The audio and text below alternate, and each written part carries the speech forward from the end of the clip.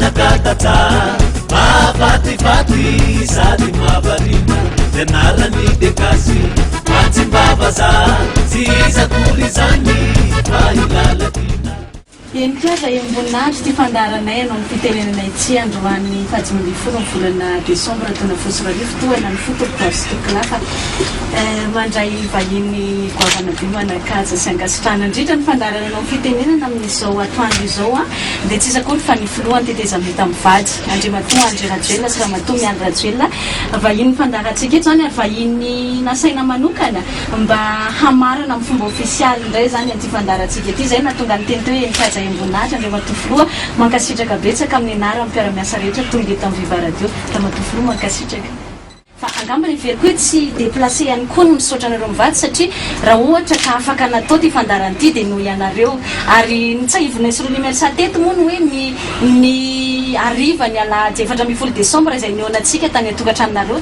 talohana ny mboan'ity fandaran'ity satria alatsinainy 5 desambra 24 nanomboka ty fandaran'ity nihoanantsika sy nanekenareo zany hoe anaovanay an'le fandarana very fa tena zava-dehibe ary nitenenako ihany koa dia mbola veriko aminareo mivady ety tsy mbola nahita patron de presse izahay ka ohatra anareo hoe nandraindray ary manko filohan'ny rajoelona tsy épargne ato anatin'ity fandaran'ity fa mety misy ihany koa fanakanana kanefa nanaiky zany ny fisiny zay fandaran'izay veriko fa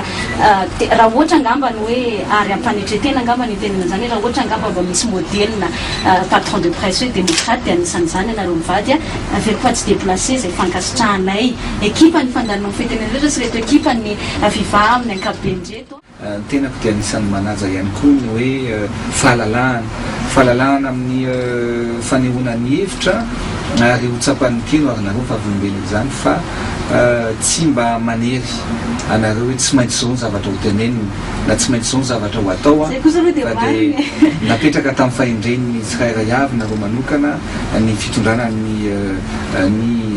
fandaharana ohatran'izay koa na amin'ny télévisionna na télévisionna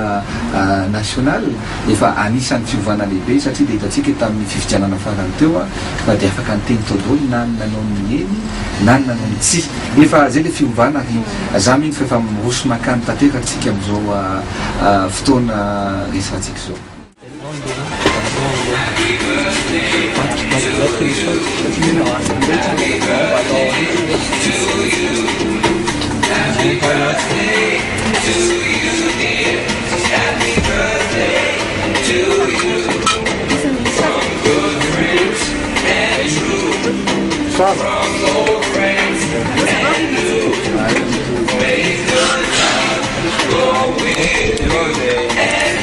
Baina moa zany ary mankasitraka atsika rehetrarehetra samitany Andriamanitra daholo amin'ny zavatra ho atao